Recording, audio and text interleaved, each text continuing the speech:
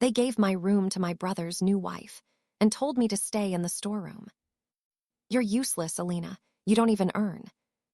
That night, I cried quietly, staring at the ceiling of that dusty room, promising myself it wouldn't end there. I left home with nothing. No family, no money, just a broken heart and a burning will.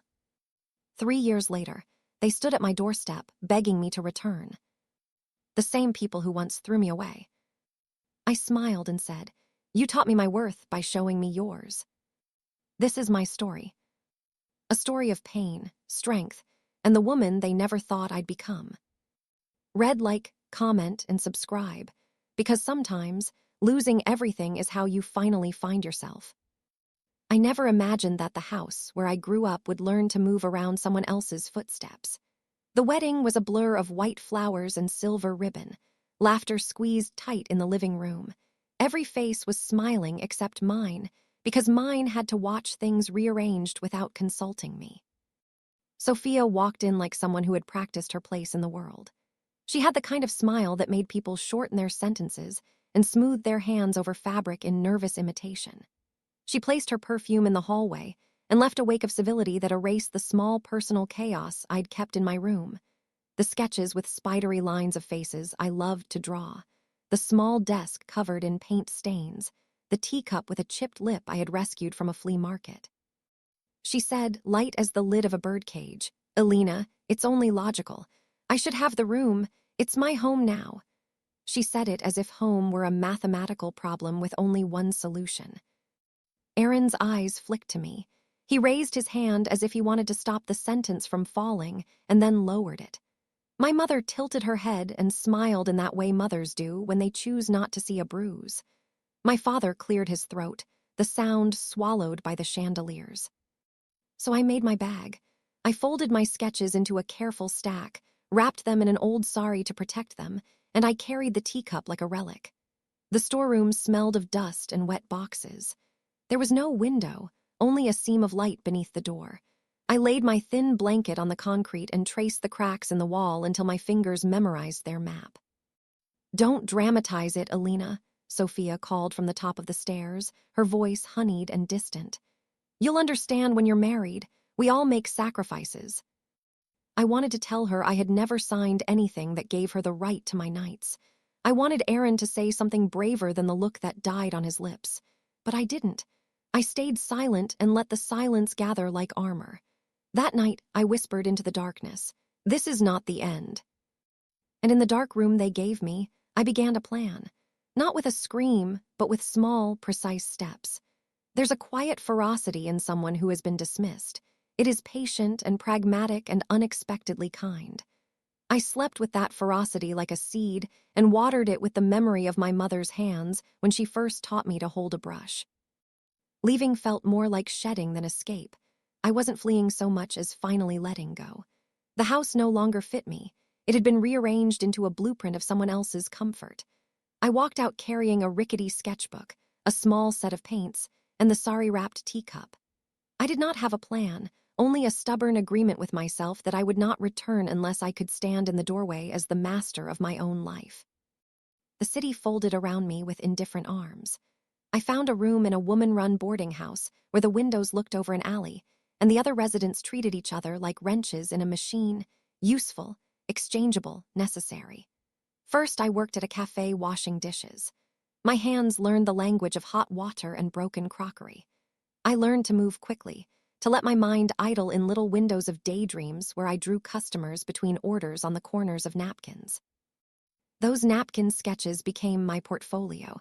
People began to notice, a tourist who adored my portrait sketches, a widow who begged me to draw her grandchildren. The money was small at first, coins that felt like crumbs, enough for my room and an occasional bowl of dal. But with each coin, I bought my life back in measures. I remember a winter evening in the cafe. An older woman sat in the corner, coat buttoned to her throat, and she ordered nothing but tea. She watched me draw across the room and then called me over. "You have a hand," she said. "You should use it. Do you have anywhere to show these?" My hands remembered the first bluntness of someone seeing me and deciding something might be possible. The woman's name was Mrs. D'Souza, and she ran a small community center that held art classes for neighborhood children. She offered me a weekend slot to teach, unpaid, but it would give me a platform. I accepted as if I had been offered a kingdom. Teaching children forced me to explain the world I saw, and every question they posed was an articulation of my own growth. That small stage became a place where I stopped pretending to be small. 3 months in, a gallery owner named Myra happened to wander into one of my classes. Myra was a woman who wore her success like a coat, clearly expensive, not because it was flashy, but because it had been shaped by labor. She saw my night sketches on a corkboard and asked if I'd like to bring some to her space. I laughed. "I can't afford frames," she replied. "Bring them like they are." The first exhibition was a cluster of wiped-out postcards and coffee-stained drawings. A handful of people came. Sales were modest. But the reviews, the small things people wrote under their breath about the way I drew sorrow and hope in the same breath, were not small to me. For the first time since the storeroom, I slept and felt the wash of something like pride. There were nights when I cried, when loneliness wrapped itself around me like a cold shawl. I missed my mother's hand on my forehead when I had a fever, missed Aaron's clumsy jokes. But I did not return. That would have been the easiest surrender. Instead, I grafted my life to the new scaffolding I was building, one brick at a time. Success for me came in small pieces that made a mosaic over time. A portrait commission here, a tiny gallery mention there. Each victory was not a trumpet blast, but a match struck, a light building slowly until whole rooms were illuminated. I rented a small studio above a bakery. The smell of yeast would enter through the window every morning.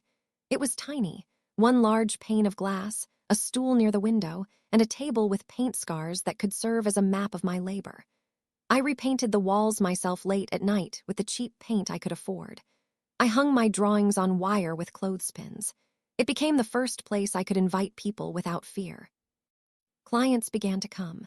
A young couple wanted their first apartment portrait. A new mother wanted a watercolor of the newborn. A small magazine asked for illustrations for a feature on resilience. I worked long days and longer nights. The work was often a conversation. I learned to listen intently to those who asked to be captured on paper. I learned that painting a face was not only rendering a nose and eyes, it was keeping a person's fragile story safe on a sheet. Not everyone was kind. Word travels, and sometimes it brings gossip sharpened into knives. I'd run into people connected to my old life, a cousin's friend, someone who remembered me as the girl with the storeroom blanket, and they would say things under their breath, like a wind that knocks at windows and wants them to rattle. "Still trying to be an artist," they'd mutter. She never was reliable. Each time someone said that, a familiar shame rose, but I learned to answer it with small acts rather than large words. I delivered beautiful work on time. I learned bookkeeping, how to price fairly, how to let go of things that were not mine to carry. I started to pay myself more than the rent and set aside a handful of notes as savings. The numbers were small but real.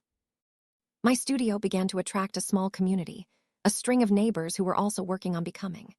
There was Manu, the baker downstairs who would slip me leftover loaves when I painted past midnight.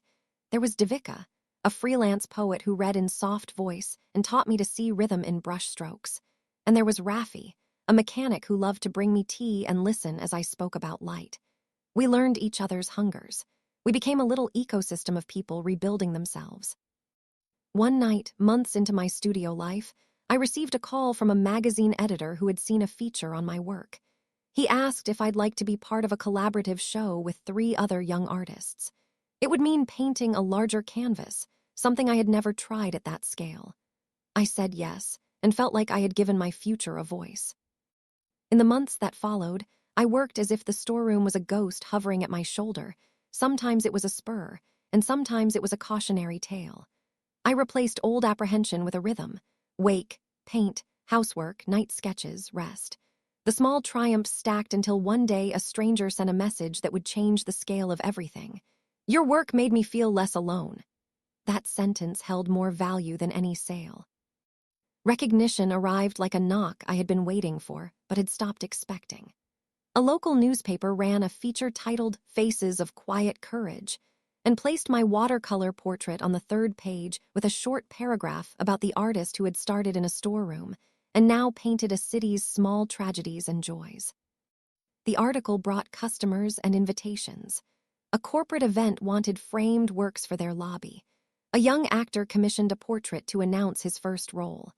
The gallery that had once shown my napkin drawings reached out to me again, this time with an offer for a solo exhibition.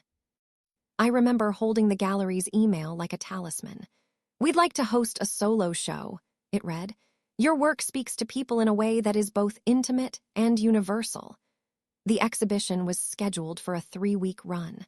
I worked as if someone had given me time and told me to fill it with meaning. Preparations were frenetic. I stretched canvases, painted until my fingers ached, and rehearsed the way I would speak about the work. I invited everyone I had met along the way. I invited those who had been kind when I had least expected kindness. It felt like an offering. On opening night, the gallery hummed. People spoke into their phones and took photos and stood in front of my canvases with their heads tilted as if listening.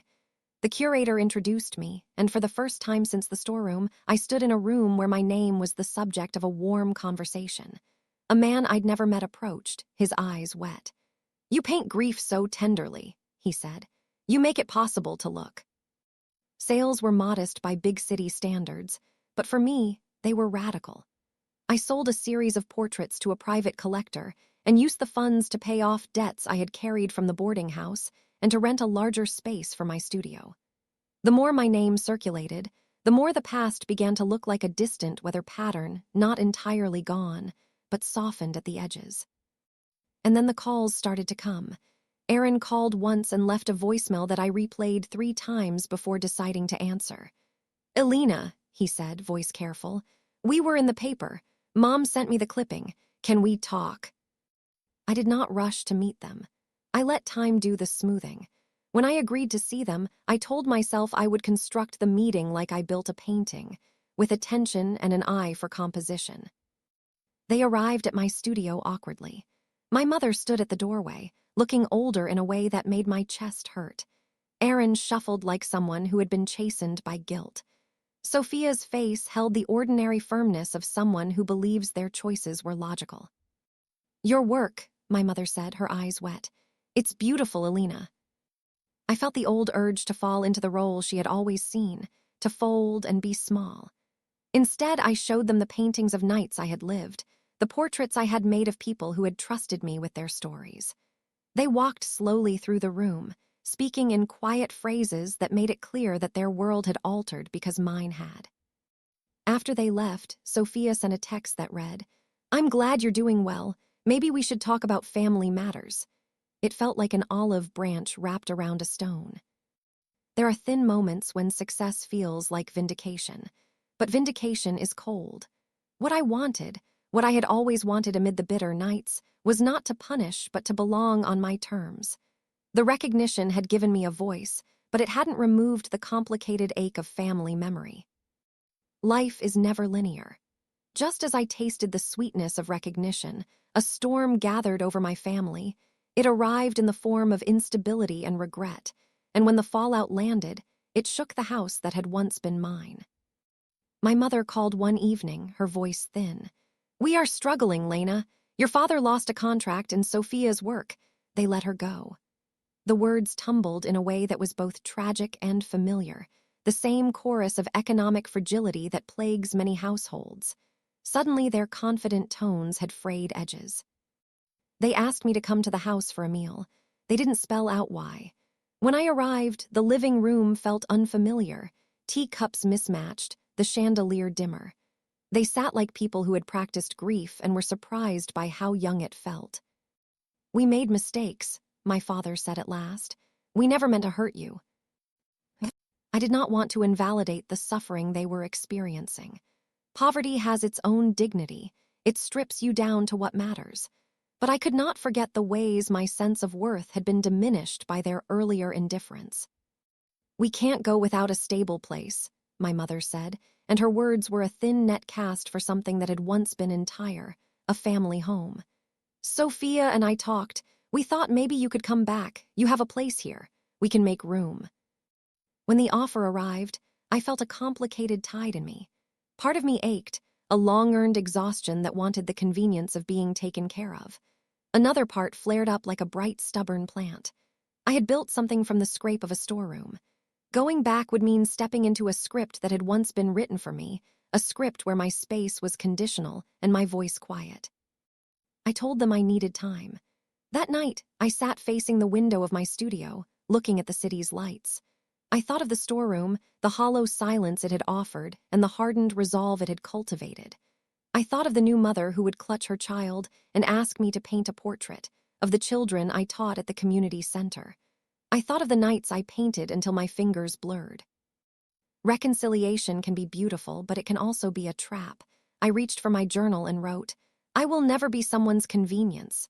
I wanted to be kind, but I wanted to be true. So when I spoke to them the next morning, I said, "I will help. I won't be a tenant to their comfort. If we are going to live together, we need rules. We need respect.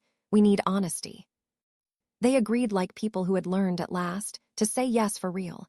They promised to change. Returning home felt like stepping into a house that had been redecorated in layers of apology. They had cleaned the storeroom in a way that seemed designed to erase my memory of sleeping there. New paint, a small lamp placed where the light would be soft.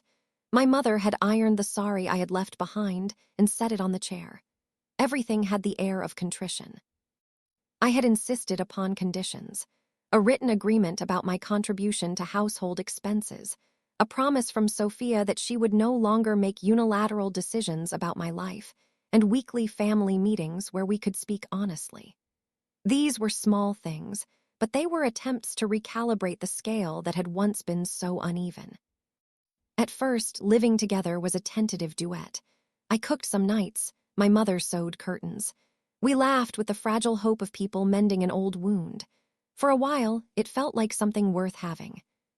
But habits are heavy. Old patterns crept in the form of comments dropped like stones. A dish left unwashed became evidence of irresponsibility. A missed call meant carelessness. Sophia's voice would hold a note of condescension she had once worn like an armor.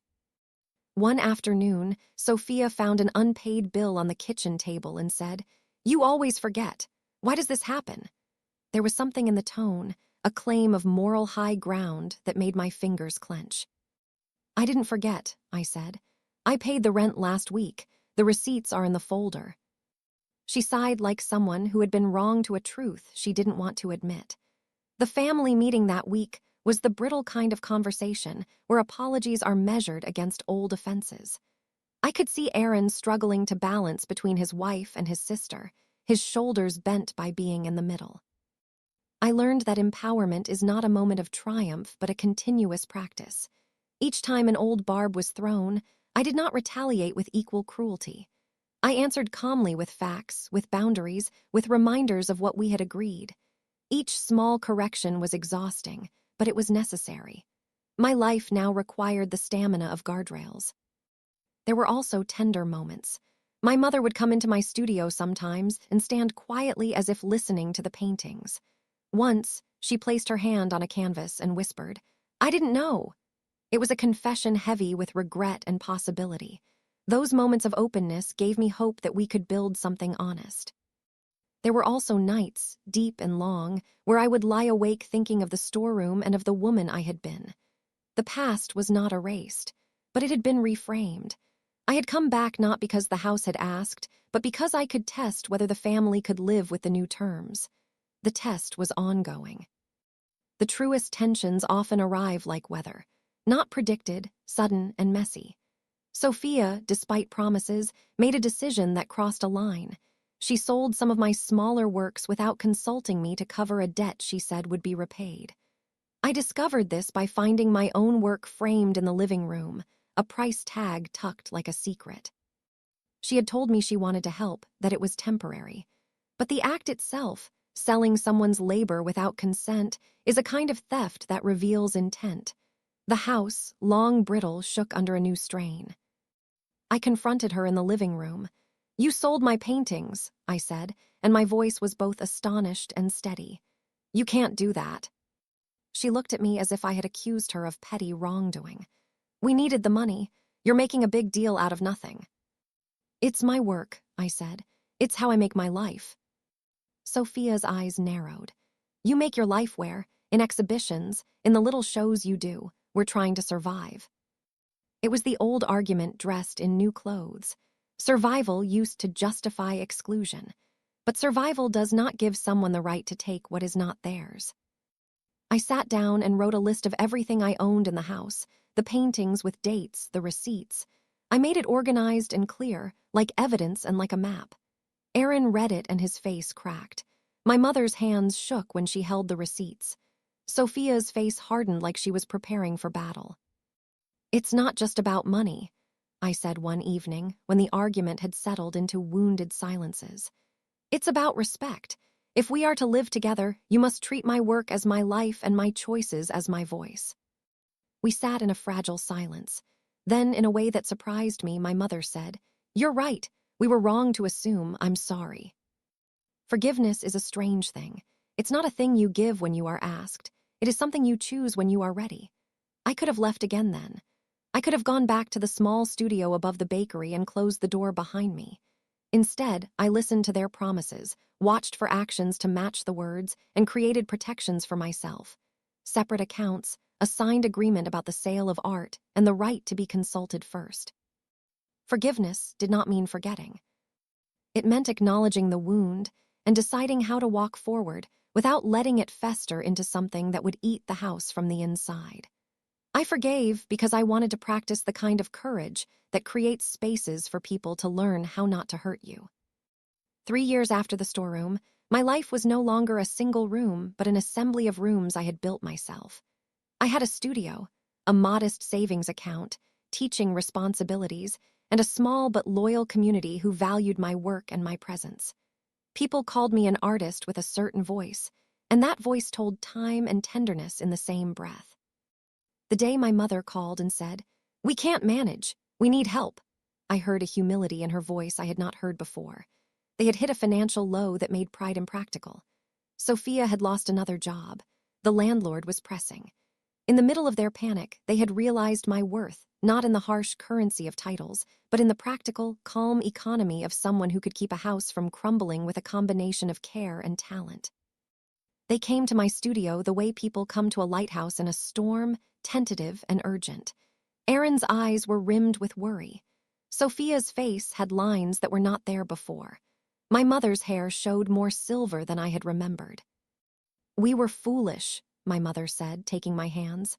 "We never saw the way you kept your head down and kept working. We are sorry. Please, can you come back? Not as a servant, but as family. Let us be with you." In the past, I might have leapt in to rescue, but I had learned to measure my own limits. I remembered the nights on the cold concrete of the storeroom and the vow I had made in the dark, not to erase those years, but to use them. This time, I would not be drawn into dependence. I would be a partner. "I will help," I told them, "but I will not be swallowed. I will come, but on my terms. We will live together if we agree to honesty, fairness, and to speak when something is wrong. We will respect the work that each of us brings." They agreed in the way people who have been humbled do, with haste and relief. They asked me to stay. They said sorry more times than I had counted during the storeroom years. There was weeping, and there was relief. They begged me to come back like people begging for a lifeline. I accepted, but I did not return to the person I had been before. I returned with conditions, with savings, with the knowledge of my own worth. I returned with my small rituals. Morning coffee brewed exactly the way I liked it. My work schedule arranged so that evenings were mine for painting, weekly family meetings to check in. I came as a person who had been shaped by hard years and softened by tender friendships. I came as a partner, not a possession. On the first night back, my mother set a place at the table, and it felt like reaching for something fragile and holding it steady. We ate and spoke, and the conversation was honest and awkward and beautiful. We would stumble and correct ourselves. We would learn the shape of new boundaries together. Months later, Sophia would come to my studio and ask for help with a painting class she had been invited to teach. Her hands were clumsy at first, and in teaching her I saw her shake off the bravado that had once made her cruel. She apologized more times than I could count, and while I did not forget the storeroom, I could see the small person inside her trying to learn. Healing, it seems, is not an absence of pain, but the presence of courage to change. If you are listening and lying in your own storeroom, literal or metaphorical, I want you to know 3 things I learned in the years after the door closed behind me. Your worth is not decided by one person's pity, nor by the condition of your room. Worth is a muscle you build with small acts of persistence and clarity. Reclaiming your life rarely looks like revenge. It looks like patience, craft, learning, and the quiet accumulation of competence. People will notice. The right people will come because of who you become, not because you humiliated them. Forgiveness is a choice you make for yourself, not an invitation to repeat the past. You can forgive and still protect your boundaries. Forgiveness and protection can live in the same heart. I did not return to punish them. I returned to test whether family could be a place of growth. They begged me to come back, and I came, but by my rules. I stayed not because I needed them, but because I wanted to see if love would be brave enough to change. And when it did, we built something quieter and truer. If this story moved you, please like and subscribe for more stories in the same voice. Share it with someone who might be sleeping in their own storeroom tonight. Tell them they can become someone who lives by their rules. If this story gave you chills, hit that like button, subscribe, and tell me in the comments, what's the most satisfying revenge you've ever seen play out?